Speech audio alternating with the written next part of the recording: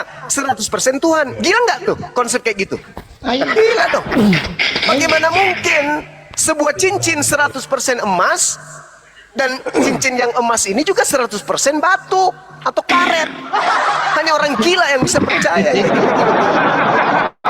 Saya punya cincin 100% emas, dan di waktu yang bersamaan juga 100% batu atau karet. Kan gila. Nah, itu makanya Al-Quran tidak pernah keliru. Wa may yarghabu an millata Ibrahim illa man safiha nafsah. Mereka pasti orang bodoh. Yang membenci ajaran Nabi Ibrahim pasti bodoh. Apa bukti pembenci ini kepada ajaran Nabi Ibrahim? Meninggalkan tauhid, meninggalkan kurban hewan, meninggalkan potong kulub. Ah, tengok, lihat keadaan mereka. Bodoh pasti. Kalau Yesus 100% Tuhan, 100% manusia, berarti Roh Kudus 100% Tuhan, 100% burung merpati.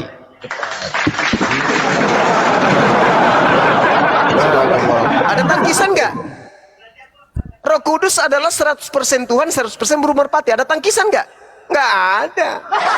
Lunglai, otak nggak berfungsi. Nah, itulah dia. Mungkin mereka lagi pada diskusi sama Luga nih. Nyari ilham dari Luga nih. Nah, kayaknya. Dia kan sedikit-sedikit nabi. Bahkan ada yang menyebut saya sebagai nabi juga. Zuma, Nabi sallallahu alaihi wasallam katanya. Suma alaihi salam katanya. Malah ada yang bilang Suma SWT. Kan tidak kan? Kalau malam Gurunda Zuma udah tidur tuh mereka pakai akun palsu Gurunda Zuma. Parah. Sampai dijadikan nabi. Parah mereka ini memang. Kalau untuk cloningan ya banyak banget dari zaman dulu juga. Saya lihat cloningan itu, waduh, apalagi ya di komalnya Yusuf Abi itu, waduh. Tadi seusai sholat ada yang mengatakan gini, sepintas sih tapi dia pergi. Apakah Anda percaya dalam tubuh Anda itu ada jasad, ruh, dan jiwa? Ya kan? Benar nggak? Sehingga ada Bapa, ada Yesus, ada Roh. Oke. Nah sekarang pada diri Yesus ada 3 nggak? Ada. Apa itu? Roh, jasad, dan jiwa. 3 kan? Pada diri Bapa ada berapa juga? Ada 3 juga. Roh katanya. Jasadnya mana?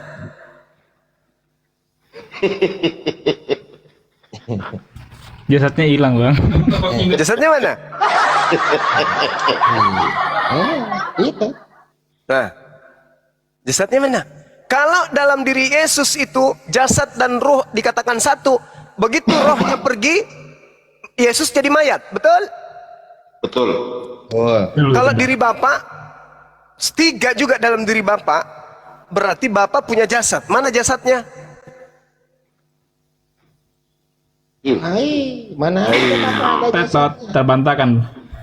Mana jasadnya Bapa? Jasadnya ada 2. Jasadnya Bapa itu ada 2. Berjasad manusia, berjasad burung.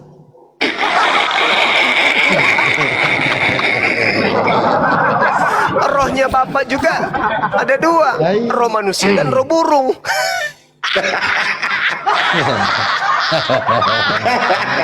Jiwa masih berkuluk, Bapaknya Bapak. itu ada 2. Jiwa manusia dan jiwa burung.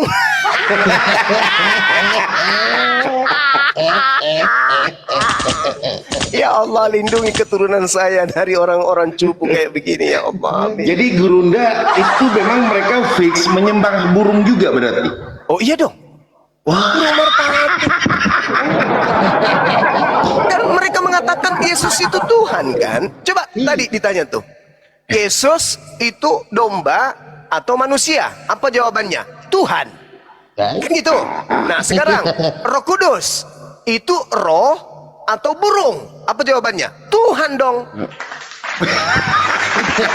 Iya kan? Kan kedudukan burung merpati dan anak Maria sama-sama Tuhan. Berarti ketika ditanya Roh Kudus itu burung merpati atau roh, apa jawabannya? Tuhan. Berarti mereka ini penyembah burung merpati kan? Betul nggak? Benar dong. Iya, betul. Iya. Betul. Pantas Wa aja iya gini, duna illa Gurunda. syaitan marida, dan tiadalah mereka sembah kecuali setan yang terkutuk. Itulah. Pantas saja banyak burung gereja yang sudah nggak mau masuk gereja lagi, Guru. Larinya ke masjid. Larinya ke masjid. Mualaf burungnya. Mualaf burungnya.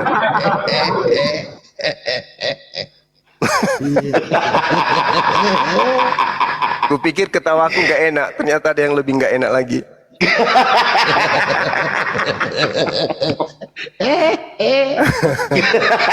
Allahu Akbar. Nah, itulah keadaan yang ada sekarang ini. Makanya orang-orang hebat di antara mereka itu tidak ada yang mau turun berdialog, berdebat kayak RK. Apa hebatnya? Manusia Google mana bisa hebat?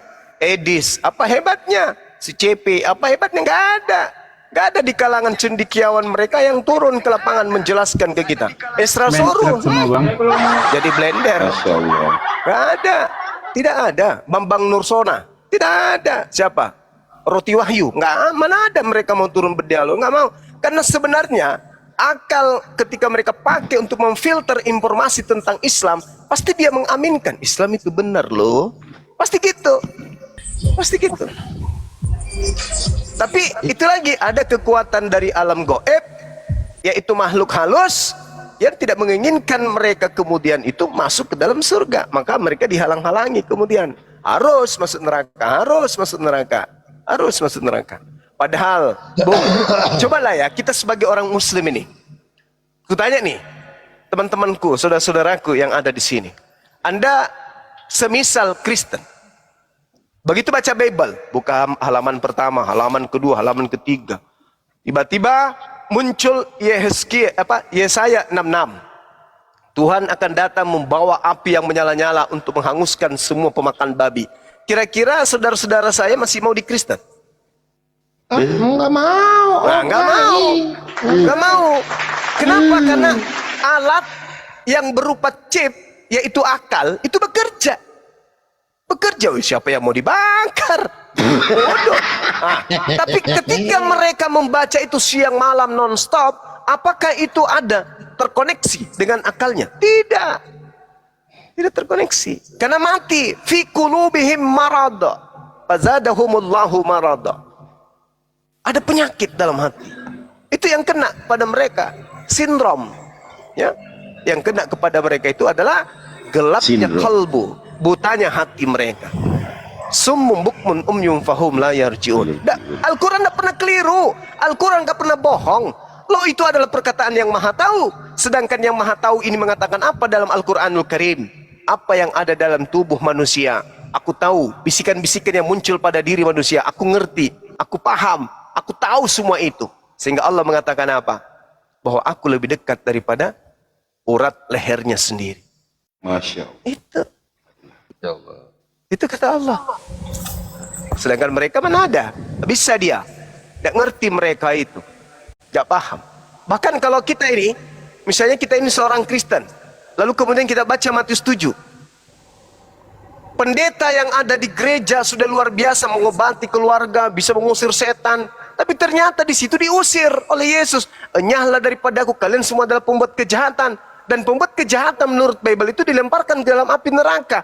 Apakah kita masih mau menjadi Kristen? Tidak mau kita. Tentu nggak mau. Masya Allah. Siapa yang mau diusir? Nggak mau kita. Ngeri-ngeri sedap bang. Oh iya. Cuman masalahnya, ya silakan. Kita sapa dulu ini yang baru datang. Doi Bra, selamat siang, selamat bergabung, dan Dodi, ya, Dodi Mois.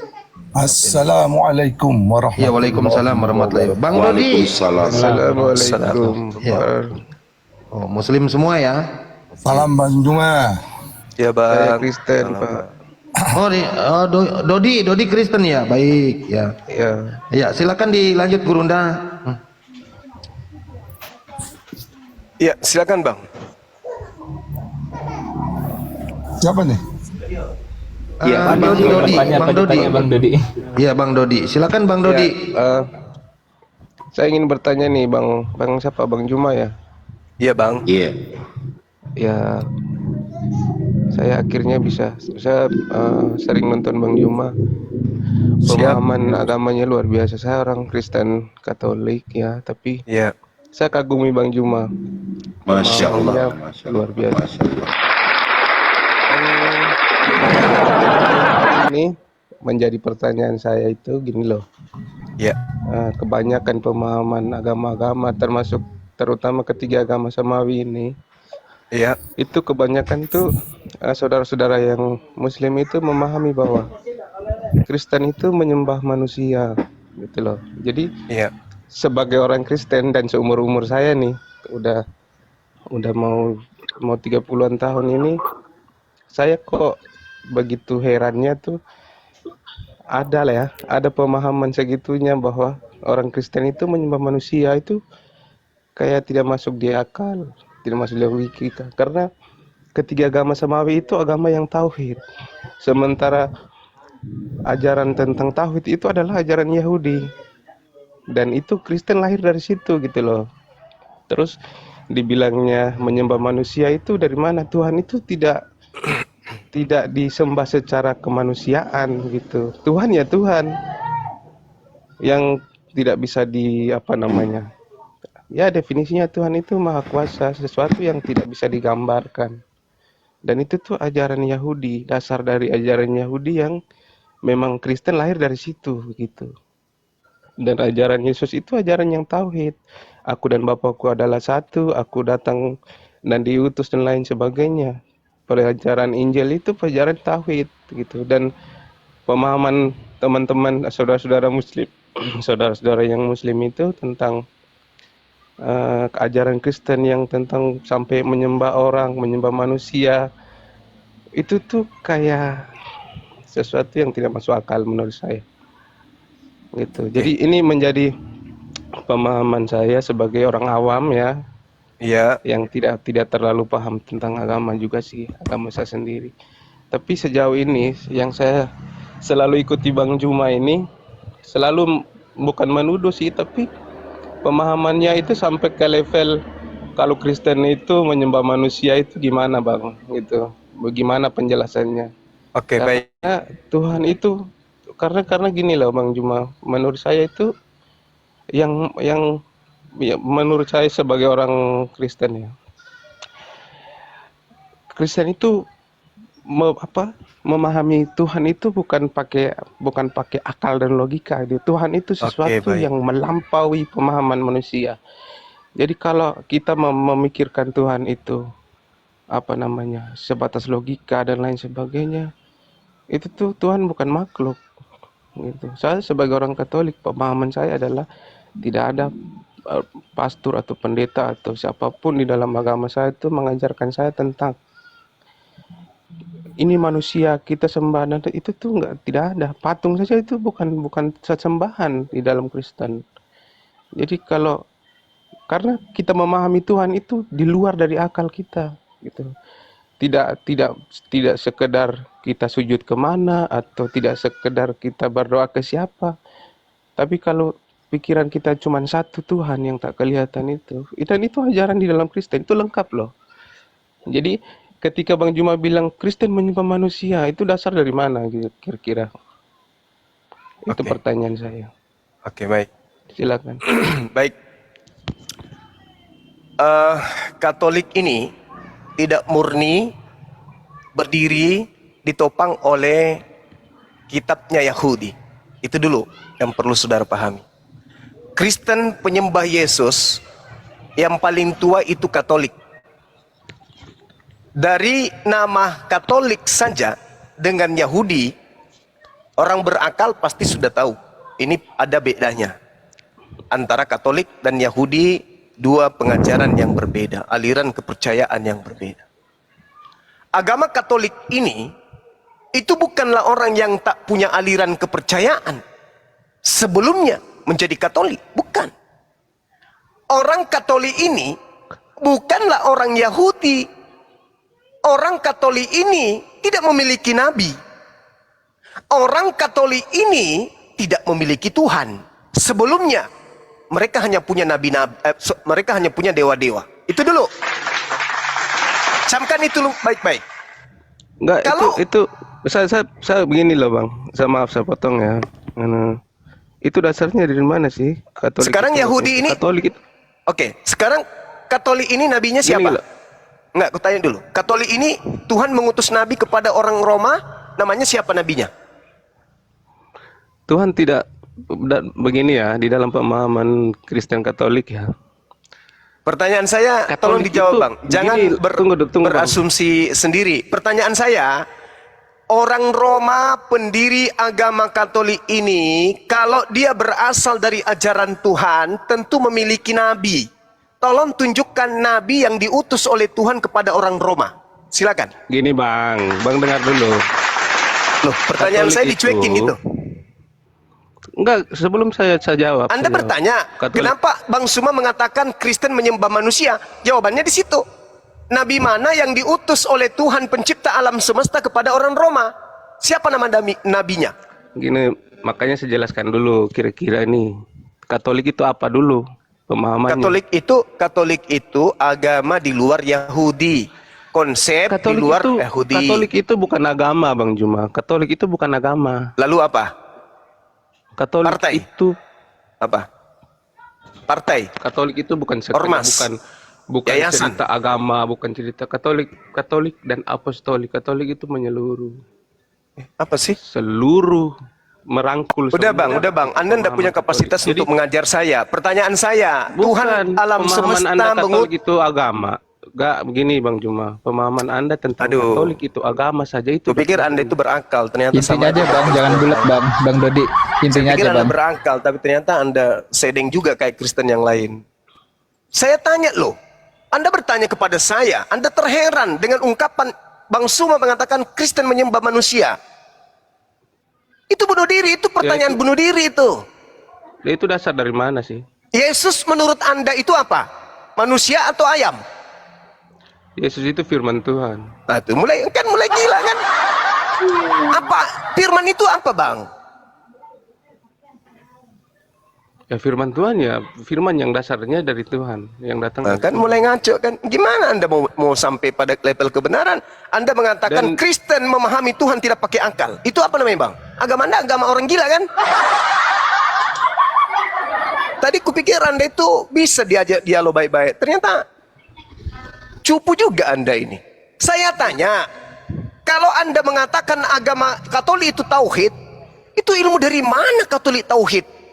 Di mana Kristen itu agama samawi? Itu di mana Katolik agama samawi? Itu kan Ada. itu kan lahir Katolik itu kan Nggak, lahir makanya dari saya ajaran- tanya, dari Bung, ajaran Yahudi, siapa nabi yang datang kepada orang Romawi yang mengajarkan tentang kekatolikan itu? Itu yang kutanya loh. Karena Yesus nabi yang datang kepada Bani Israel tidak pernah menyentuh Katolik. Sekarang pertanyaan saya, nabi mana yang datang mengajarkan orang-orang Roma untuk menyembah kepada sembahan bernama Yesus? Itu nabi apa? Siapa nama nabinya? Itu loh. Enggak, Bang Juma belum jawab. Sembahan Yesus itu yang gimana? Tadi pertanyaan saya loh. Lah kan Anda bertanya ke saya, kenapa? Enggak, sembahan Yesus itu yang gimana? Menurut kamu, menurut Bang Juma nih ya, sembahan Yesus itu yang mana? Yang manusianya atau yang mananya? Gimana cerita? Yesus itu masa saya tuh gini loh, maksud logika saya mengikuti logika. Tadi pemahaman katanya Bang berbicara Juma. mengenai konsep ketuhanan, Katolik Nggak, itu saya Kristen kan itu tidak bertanya. pakai logika, nggak pakai akal. Gimana sih? Pertanyaan saya, iya memangnya Tuhan memahami Tuhan pakai logika manusia? Itu Tuhan pasti terbatas dong. Lalu kalau buat kita apa memahami akal Tuhan ini pakai dicipta? logika. Untuk apa akal ini diberi kalau gitu? Kalau kita harus gila Tuhan- untuk menemukan Tuhan. Jadi menemukan Berarti Tuhan Tuhan harus terbatas. gila dulu gitu berarti. Bang, itulah bedanya bang, manusia dan binatang bang. Dikasih akal untuk Akal berpikir itu bang. diciptakan oleh Allah, oleh Tuhan untuk kita pakai menemukan Tuhan. Bukan kemudian Anda akal-akalan menemukan Tuhan Anda yang adalah manusia. Sekarang begini, Bung. Maria itu melahirkan Sekarang apa rupanya? Bang Juma jawab dulu pertanyaan saya awal. Pemahaman Anda tentang menyembah Yesus itu gimana? Menyembah manusianya atau menyembah apanya? Yang namanya menyembah Yesus sama dengan menyembah manusia karena Yesus itu bukan ayam, Yesus itu manusia. Itu yang Itu pemahaman Anda yang keliru. Makanya saya bilang, Anda memahami Allah Oke, itu pakai logika. Bang Suma Makanya keliru. Oke, Bang Suma Anda keliru. memahami. Maria Gini loh, melahirkan Bang. apa? Bang dengar dulu. Maria Gini, melahirkan Bang, apa? dengar dulu. Maria melahirkan apa? Dengar. Maria Ya, melahirkan apa? kemanusiaan. Maria melahirkan Manusia. apa? Manusia. Manusia. Yang Anda sembah Yesus atau bukan?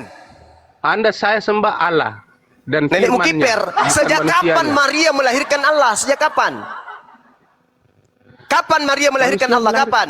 Maria melahirkan manusia. Nah, berarti yang Anda sembah Allah atau manusia? Ya, saya sembah Allah dalam firman-Nya sebagai manusia. Monyet. Bukan sembah manusia itu. Logikanya jangan lari.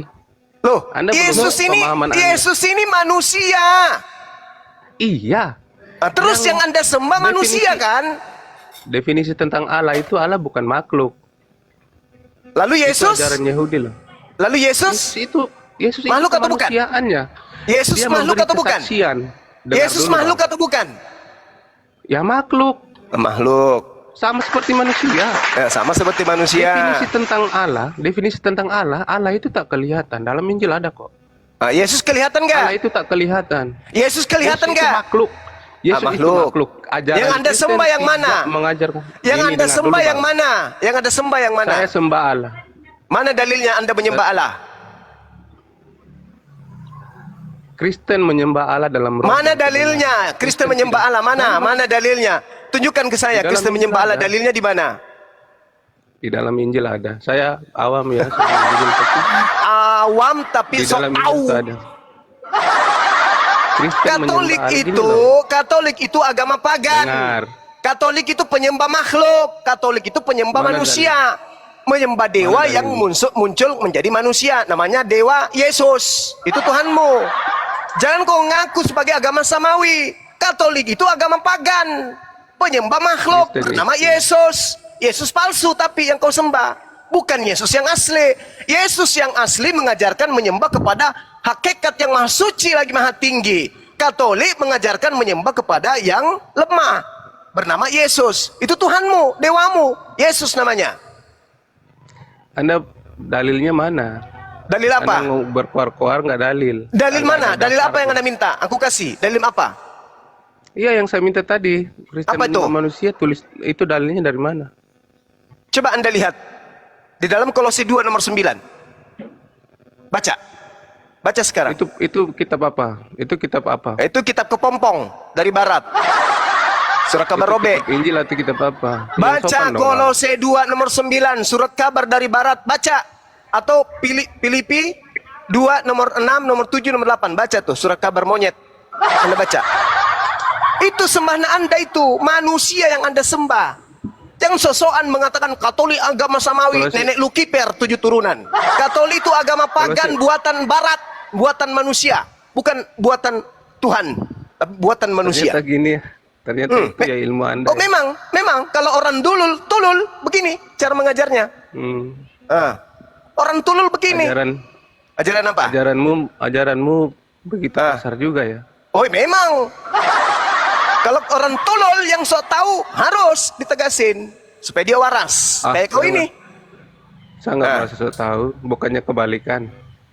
Sekarang kau baca Kolose 2 nomor 9. Coba kau baca Kolose 2 nomor 9. Kolose itu sabar dulu saya tanya. Udah Kolose itu turunin. kitab apa? Kolose aja kau nggak tahu. Kau ke gereja, Kolose itu kau kitab buka apa? celana pendeta, kau jilat pantatnya dulu supaya kau waras.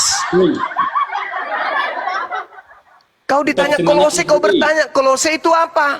Tuyul kau. Kau makan babi saja. Kalau perlu nggak usah kau masak babinya, langsung kau makan mentah.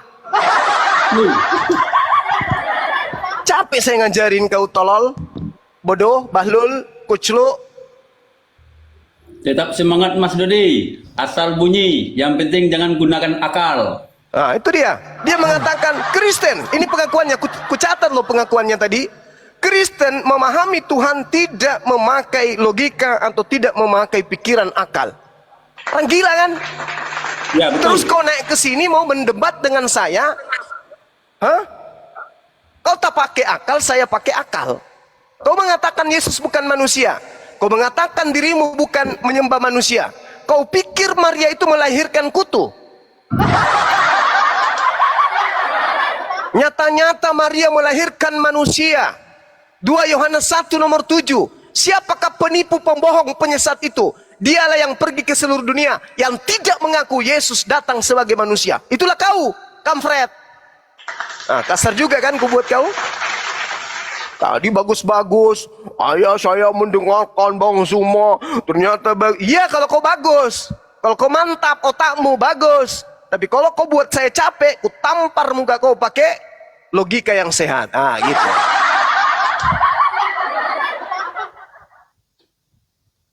Ku pikir sehat, ternyata rusak otak kau. Makanya jangan jadi oteng.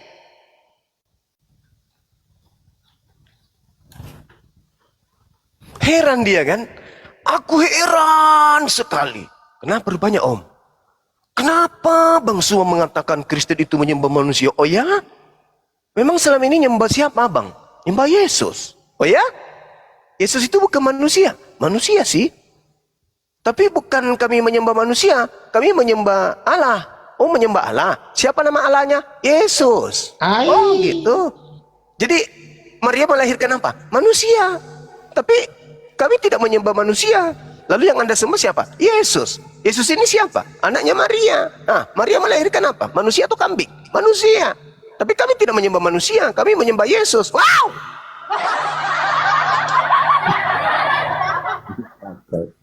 Assalamualaikum, Gurunda, Bang Zuma, semuanya. Waalaikumsalam. Waalaikumsalam warahmatullahi wabarakatuh. Jangan kebanyakan makan babi ya. Otakmu error kayak gitu, rusak. Makan plastik, Gurunda, dia makan plastik. Iya, itu. Ya. Ya, pasien selanjutnya yang dibawa juga permintaan naik. Ya, mungkin ya, tolong naikkan host. Mungkin ada yang mau berobat jalan atau gimana? Ya. Kenapa ini lagi Bapak ini minta naik lagi tuh?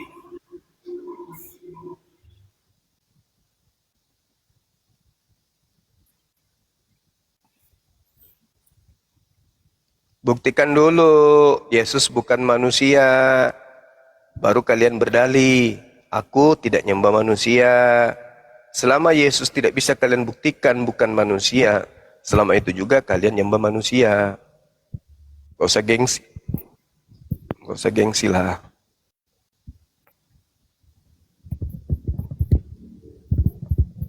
Ya, silakan yang dibawa pasien selanjutnya mau naik silakan.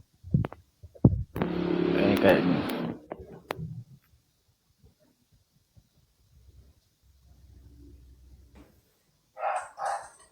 Nah, ini Mas. Assalamualaikum, selamat siang. Selamat siang, Bang. Bang. Idi Noak, selamat siang. Idi Noak. Halo. Abang Idi Noak. Ya, selamat siang. Salah pencet tadi, di bawah aja. Nyimak aja, Pak. Kepencet, Pak. Oh. Mungkin abang dari Kristen apa Islam mau ditanggapi silakan. Islam dong. Oke. Halo, selamat siang. Ya, selamat siang. Pak Oki. Ya, dari Kristen apa Islam, Pak? Kristen. Oke, Kristen. Saya Ya, mau silakan. tanya sama Bang Juma. Ya, silakan, Pak. Silakan. Jadi ini kalau dari saya, ini pemahaman saya, nggak tahu dari teman-teman lainnya. Saya memang mengakui Yesus itu manusia. Dia utusan. Dan saya menyembah hanya kepada Allah. Saya mengikuti ajaran Yesus karena dengan mengikuti ajarannya saya bisa sampai kepada Allah. Bagaimana menurut Bang Juma? Ya, baik. Jadi melalui ajaran Yesus sampai kepada Allah. Ajaran Yesus itu gimana Bang? Misalnya Anda ibadah itu kayak mana itu ceritanya? Prosesi ibadahnya yang kayak mana dulu nih? Minggu kah?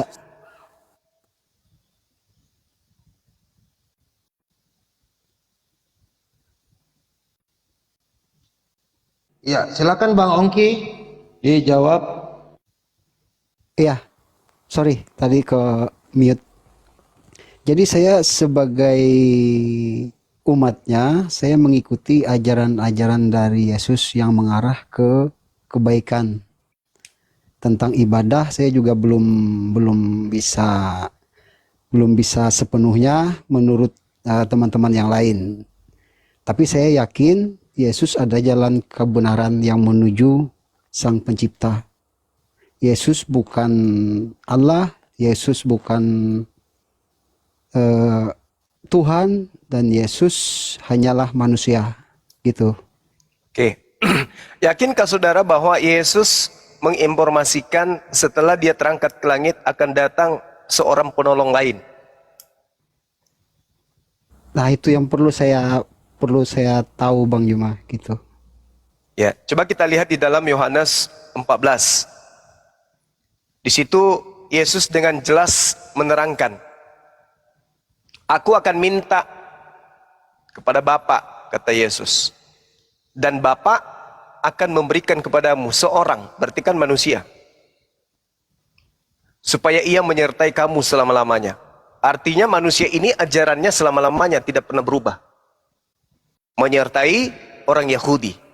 Artinya orang ini akan membahas dan menceritakan selama-lamanya tentang pengikut para nabi di tengah-tengah Bani Israel. Nah, ini yang kita cari nih. Menurut saudara, seorang penolong yang datang ini siapa setelah Yesus?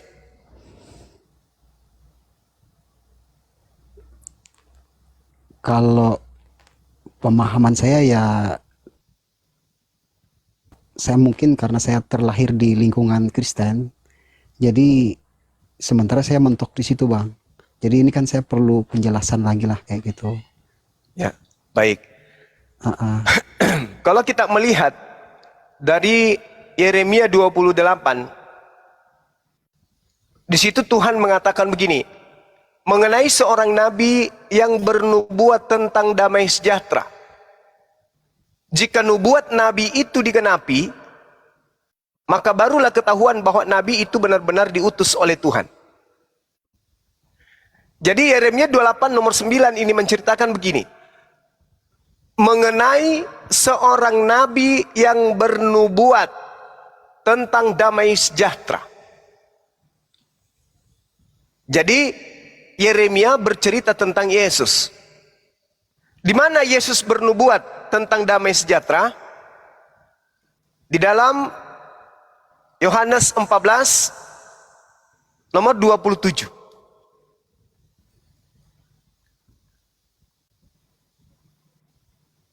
Kutinggalkan damai sejahtera bagimu. Damai sejahtera kuberikan kepadamu. Apa yang kuberikan tidak seperti yang diberikan dunia kepadamu. Jangan gelisah dan gentar hatimu. Itu satu. Apa yang kuberikan tidak seperti yang diberikan dunia kepadamu. Yang kedua, dalam Yohanes 16 nomor 7 sampai nomor 15. Datangnya seorang roh kebenaran yang akan memimpin dalam semua kebenaran, keadilan, dan penginsapan dunia akan dosa. Seperti itu adanya. Jadi Yesus diceritakan dalam Yeremia 28 mengenai seorang nabi yang bernubuat tentang damai sejahtera. Yesus bernubuat tentang damai sejahtera. Ketika kemudian nubuat Yesus itu digenapi, yaitu tentang nabi yang datang, maka nabi ini mengajarkan bahwa Yesus itu adalah betul-betul nabi yang datang di tengah-tengah Bani Israel yang ditolak oleh kaumnya. Maka barulah ketahuan bahwa nabi itu benar-benar diutus oleh Tuhan. Kan selama ini Yesus itu ditolak oleh tuan rumah, Bani Israel. Mereka menolak Yesus sebagai nabi, sebagai Mesias. Tetapi kenapa penolakan itu terjadi? Dikarenakan Yesus mengajarkan kerajaan akan diambil daripadamu dan akan diberikan kepada bangsa yang lain yang akan menghasilkan buah kerajaan itu. Itu kata Yesus. Orang Yahudi marah. Apa sih orang ini? Ini orang gila ini. Ini penyihir. Ini penyesat. Masa dia mengatakan kerajaan Tuhan akan diambil dari kita dan diberikan kepada bangsa lain? Marah mereka. Begitu nabi yang dinubuatkan Yesus itu betul-betul datang, itu baginda Rasulullah Muhammad SAW, barulah sebagian dari orang Yahudi sadar, ternyata Yesus yang kita tolak itu betul-betul nabi tadinya. Itu yang terjadi sekarang ini. Ini nubuat, Yeremia 28 nomor 9. 28 nomor 9. Nah, sedangkan yang kita cari saat ini adalah Yesaya 29 yang belum tergenapi sampai hari ini. Kalau kita cari dari kalangan Bani Israel. Tapi kalau kita cari di luar dari Bani Israel, maka semua orang bisa menunjukkan siapa orang tersebut. Apabila kitab itu diberikan kepada seorang yang tidak mampu membaca dengan perintah baca, maka dia akan menjawab, aku tidak dapat membaca. Ini belum ditemukan di luar Islam. Kalau Yesaya 29 nomor 12 ini tidak bercerita tentang Nabi Muhammad, lalu siapa yang pernah didatangkan kemudian malaikat, lalu ditanya, Iqra, baca ini. Lalu dia menjawab, aku tidak dapat membaca. Itu kira-kira siapa? Kalau bukan Nabi Muhammad, lalu siapa? Kristen, Yahudi, sampai hari ini, mingkem tidak bisa menunjukkan ada tokoh yang bisa menggenapi Yesaya 29 nomor 12. Jadi seorang penolong lain yang datang setelah Yesus menurut Yesus itu adalah roh kebenaran yang datang ke atas muka bumi sebagai penolong, sebagai penghibur. Karena Yesus diutus hanya untuk Bani Israel. Alam semesta membutuhkan kemudian penolong lain untuk mengajak seluruh manusia menuju kepada keselamatan. Kalau Yesus kan hanya untuk Bani Israel, Musa hanya untuk Bani Israel. Tetapi yang lain bagaimana? Yang lain butuh penolong. Siapa dia? Rahmatan lil alamin, litubayyina linnas, yaitu Rasulullah Muhammad sallallahu alaihi wasallam. Makanya umat Islam beriman kepada Nabi yang datang kepada Bani Israel. Kami menyebutnya Nabi Isa, Kristen menyebutnya Yesus. Kami beriman, kami percaya beliau Nabi. Kami percaya itu. Nah, dengan berislam berarti menerima Yesus, menerima Nabi Isa, dan menjalankan hukum-hukum Tuhan yang datang ke atas muka bumi ini. Silakan.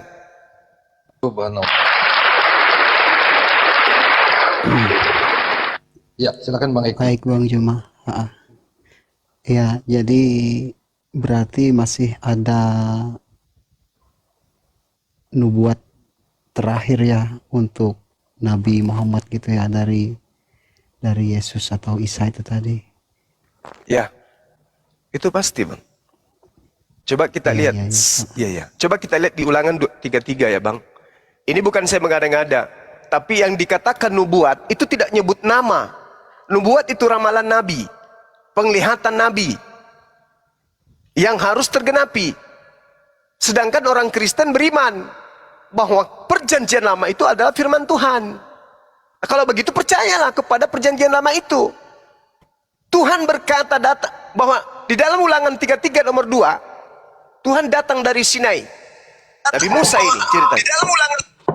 Terbit kepadanya dari Seir. Nabi Isa atau Yesus bersinar dari pegunungan Paran. Nah ini tanda tanya, dari pegunungan Paran ini siapa? Kalau dari Gunung Sinai adalah Nabi Musa, kalau dari Seir atau Sion itu adalah Yesus, dari Paran ini siapa? Datang dari tengah-tengah 10.000 orang suci, artinya orang bersunat. Di sebelah kanannya nampak kepada mereka hukum yang menyala-nyala. Artinya kaidah hukum yang datang dari Tuhan langit, pencipta langit dan bumi, untuk dijadikan penegakan hukum di tengah-tengah seluruh umat manusia. Ini siapa? Berasal dari pegunungan Paran yang pernah membawa pasukan 10.000 orang bersunat, artinya orang suci, orang kudus, lalu membawa hukum-hukum yang menyala-nyala untuk dunia. Ini siapa ini? Harus tergenapi. Nggak bisa tidak menyebut nama, tapi siapa yang cocok, siapa yang pernah membawa pasukan 10.000 orang yang bersunat dengan membawa hukum yang menyala-nyala, la ilaha illallah Muhammad Rasulullah, itu siapa? Yesus? Bukan. Musa? Bukan. Paulus? Bukan. Lalu siapa? Hezekia? Bukan. Gideon? Bukan. Yehuda? Bukan. Lalu siapa? Benyamin? Bukan juga. Yusuf? Bukan juga. Lalu siapa? Nabi Musa? Bukan. Lalu siapa? Siapa yang melumpuhkan kota Mekah dengan membawa 10.000 pasukan dari Madinah dan mengislamkan sejazirah Mekah? Itu siapa? Lalu hukum yang dibawa ke Mekah sampai hari ini kobaran apinya tidak pernah padam. Itu siapa tuh? Di sebelah kanannya nampak kepada mereka api yang menyala-nyala. Api yang dimaksud di sini adalah hukum Tuhan. Sampai hari ini tidak pernah padam hukum itu.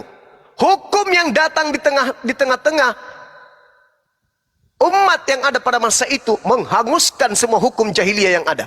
Nah, itu siapa orangnya? Harus dicari. Nah, ini perjanjian lama. Sekarang kita masuk di perjanjian baru. Di dalam Kisah Para Rasul 3 nomor 22 sampai 23. Kok jadi referensi? Yes, karena ini adalah catatan orang yang melakukan penyelidikan.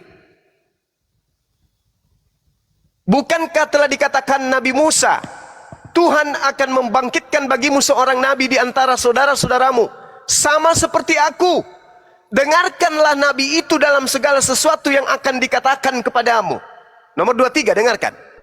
Dan akan terjadi. Harus terjadi. Harus terjadi. Tidak bisa tidak. Dan akan terjadi bahwa semua orang yang tidak mendengarkan nabi itu akan dilenyapkan dari umat kita. Ini siapa ini pelakunya nih? Siapa pelakunya? Sosok nabi, siapa yang menentang hukum yang dibawa akan dilenyapkan. Ini siapa kira-kira? Setelah Yesus siapa? Yesus tidak mungkin. Karena Yesus yang dilenyapkan, bukan Yesus yang melenyapkan. Berarti ada kemudian hukum Tuhan yang menyala-nyala, yang harus ditegakkan, di mana siapapun yang membantah hukum itu akan dibakar dengan api Tuhan. Kira-kira nih, ini siapa oknumnya ini, teman-teman? Baik yang Muslim maupun yang Kristen. Siapa nabi yang sama seperti Musa dan terjadi, kata-kata di dalam Kisah Para Rasul 3 nomor 23, dan akan terjadi, berarti harus ada peperangan. Harus ada pembasmian. Seperti Nabi Musa membasmi semua bangsa-bangsa yang diperintahkan oleh Tuhan untuk dibasmi. Akan terjadi bahwa semua orang yang tidak mendengarkan Nabi itu akan dibasmi dari umat kita. Kira-kira nih, siapa oknum ini? Yesaya 29:12, siapa oknum ini? Kisah Para Rasul, Ulangan 3:32, siapa kemudian Nabi tersebut? Kemudian Kisah Para Rasul 3:22-23, siapa nabi tersebut? Satu lagi. Di dalam Kejadian 49 nomor 10. Kita lihat. Apa yang diterangkan di sana? Tongkat kerajaan tidak akan beranjak dari Yehuda. Masih ada kerajaan Yehuda hari ini? Masih ada? Masih ada raja-raja Yehuda hari ini yang punya kerajaan? Masih ada? Ada yang bisa jawab? Yang Muslim, raja-raja Yehuda hari ini masih ada kerajaannya?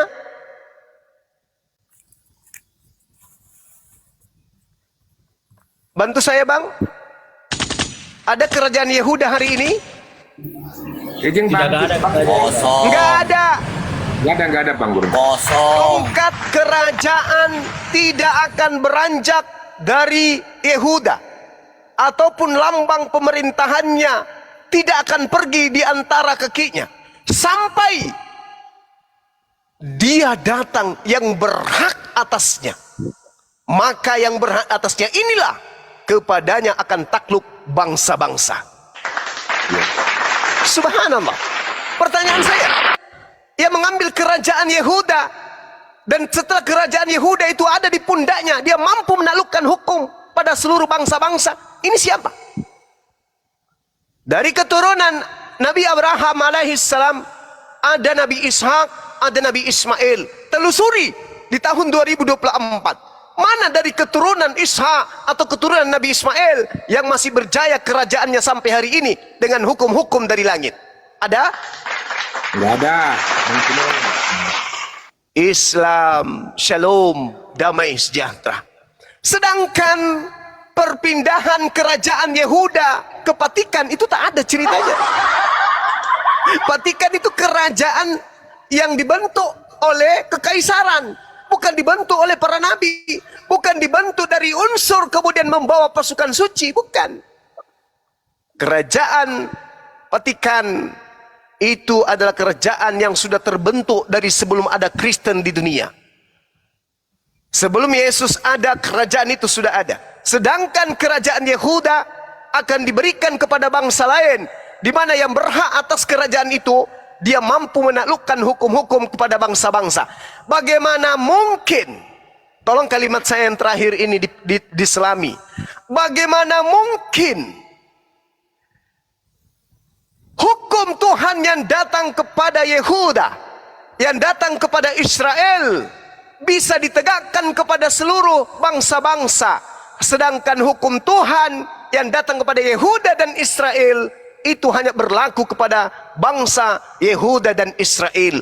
Mana poinnya? Baca Yesaya 31 nomor 31 sampai 33, baca Mazmur 174 19 20, baca Ulangan 33, Ulangan 33 nomor 4. Hukum yang datang kepada Yehuda Bani Yakub hanya berlaku untuk Bani Yakub. Lalu bagaimana bisa dipakai hukumnya Bani Israel yang hanya untuk Bani Israel digunakan untuk menaklukkan hukum-hukum kepada bangsa-bangsa? Tidak mungkin. Karena hukum yang datang kepada Bani Israel hanya untuk mereka Bani Israel.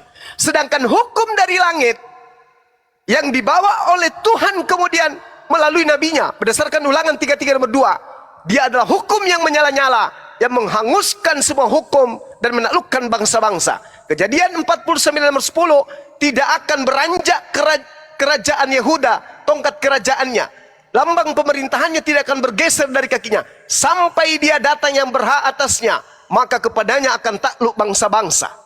Satu lagi, Yesaya 42 nomor 1 kita baca. Apa yang dituliskan di sana? Lihat, itu hambaku yang kupegang, orang pilihanku, yang kepadanya aku berkenan. Aku akan menaruh rohku ke atasnya, supaya ia menyatakan hukum kepada seluruh bangsa-bangsa. Ini siapa ini yang menyatakan hukum kepada bangsa-bangsa? Musa. Musa hukumnya hanya untuk Bani Israel. Yesus diutus hanya untuk Bani Israel. Baginda ya Rasul Muhammad sallallahu alaihi wasallam bil bayyinati waz zubur wa anzala ilaikal rizq bil bayyinati waz zubur. Demikian Allah kemudian mengutus baginda Rasul Muhammad sallallahu alaihi wasallam untuk menyatakan Al-Qur'an kepada seluruh bangsa-bangsa agar manusia paham apa yang harus mereka laksanakan di atas muka bumi ini. Litubayyina linnasi ma nuzzila ilaihim wa la'allahum yatafakkarun. Beliau diutus untuk seluruh umat manusia. Beliau datang untuk menaklukkan hukum-hukum kepada seluruh umat manusia. Ini tidak dialami oleh Musa, tidak dialami oleh Isa. Hanya baginda Rasul Muhammad sallallahu alaihi wasallam. Makanya ketika saya tanya kepada saudara, hukum apa yang Anda lakukan? Hukum yang saya lakukan adalah apa? Dari Yesus untuk Anda yang bukan Yahudi itu apa? Ibadah gimana? Katanya gitu doang, Gurunda. Ibadah yang mana yang Anda lakukan? Salat? Seperti apa Yesus mencontohkan salat? Hari Minggu? Iya bang. Minggu itu bukan perintah dari Tuhan. Perintahnya Sabat. Sabat itu untuk Bani Israel. Ulangan 33 itu hanya untuk Bani Israel. Lalu apa yang Anda lakukan? Tak ada. Tetapi kalau Anda menjadi pengikut baginda Rasulullah Muhammad sallallahu alaihi wasallam, semua prosesi ibadah lengkap, include. Inilah yang diterangkan dalam Ulangan 33 nomor 2. Tuhan datang dari Sinai, terbit dari Mesir, dari Ser, dan ia nampak bersinar dari pegunungan Paran. Paran ini Mekah. Dan datang dari tengah-tengah puluhan ribu, 10.000 orang, bukan puluhannya, ini terjemahan yang keliru. Di sebelah kanannya nampak kepada hukum yang berapi-api. Tak lain dan tak bukan adalah baginda Rasulullah Muhammad sallallahu alaihi wasallam. Iya, makasih. Habis kopi.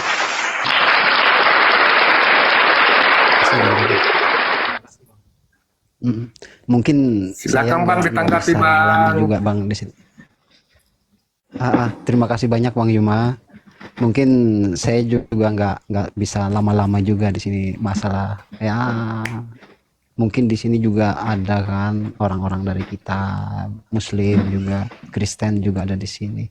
Jadi saya nggak banyak waktu lah mungkin di sini. Tapi Nggak apa-apa Bang, silakan aja Bang. Bang Juma Silakan aja Bang, nggak apa-apa Bang. cukup inilah. Tapi saya percaya kalau Nabi itu tidak ada yang mengajarkan kejahatan, pasti mengajarkan selalu ke arah kebajikan. Tapi seperti yang dijelaskan Bang Juma tadi, berarti saya harus mencari jalan kebenaran yang disampaikan Nabi Isa, Nabi Yesus kami. Itu. Iya, Terima silakan. kasih banyak Bang Juma ya. Sip. Silakan. Bang Ongki jangan pergi dulu Bang Ongki. Tadi setelah yang dijelaskan Bang Suma tadi, coba Anda jadikan PR bagi Anda supaya Anda tidak penasaran begitu loh. Ya, jadi Biar kita di sini cerdas. saya cuman ada satu VR lagi di kitab Matius ayat 7 lah. Ayat 7 di 3. Enggak apa-apa, dipertanyakan aja langsung selagi di sini ada gurunda Bang Suma di sini. Enggak apa-apa, ditanyakan aja langsung PR-nya biar terselesaikan gitu. Matius 7 ayat 23 Bang Juma. Oke, baik. Waalaikumsalam. Warahmatullahi wabarakatuh. Saudaraku, kalau kita berbicara mengenai Matius 7, kita jangan ambil data dari nomor 21, 22, 23, jangan. Karena kita terlepas dari ekornya nanti. Ambil satu perikop. Kata Yesus, waspadalah kepada nabi-nabi palsu. Nabi ini siapa? Nabi ini peramal. Nabi ini pemimpi. Kalau dalam tradisi Bible. Nabi peramal, nabi pemimpi. Nabi itu yang memiliki penglihatan dan mimpi-mimpi tentang apa yang Tuhan ramalkan, apa yang Tuhan kehendaki dan menjadi ramalan bagi mereka. Waspadalah terhadap nabi-nabi palsu. Artinya waspadalah kepada peramal-peramal palsu, penulis-penulis palsu, pengajar-pengajar palsu, pemimpi-pemimpi palsu, penubuat-penubuat palsu. Yang datang kepadamu, yang datang kepada murid Yesus dengan menyamar seperti domba, menyamar seperti Bani Israel, tetapi sesungguhnya mereka adalah serigala, tapi sesungguhnya mereka adalah orang Romawi yang buas. Roma identik dengan serigala, itu lambang. Domba identik dengan Yerusalem, itu lambang, simbol. Di mana tertulis? Di dalam Yeremia 50:17. Yang disebut domba hanyalah Bani Yakub. Itu dulu. Artinya waspadalah kepada non Bani Yakub yang datang kepadamu ngaku-ngaku keturunan Yakub. Itu intinya. Nah, ini 3 SKS ini kalau di STT.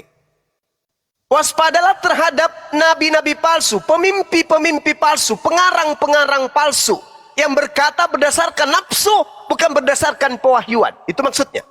Yang datang kepadamu, di sini murid-murid Yesus yang kupingnya dengan mulut Yesus bertemu, dengan menyamar seperti domba, membuat dirinya nampak seperti pengikut para nabi Yahudi, tetapi sesungguhnya mereka itu adalah serigala yang buas, berasal dari non-Yahudi. Dari buahnya, buah di sini apa? Pengajaran.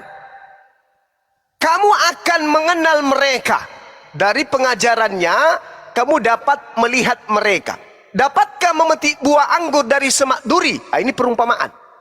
Artinya, nabi palsu tidak akan melahirkan ajaran baik dan tidak akan melahirkan pengikut baik. Anggur tidak akan mungkin kemudian dihasilkan dari pokok semak duri. Buah arak dari rumput duri itu tidak mungkin. Demikian setiap pohon yang baik, pohon ini ajaran, agama.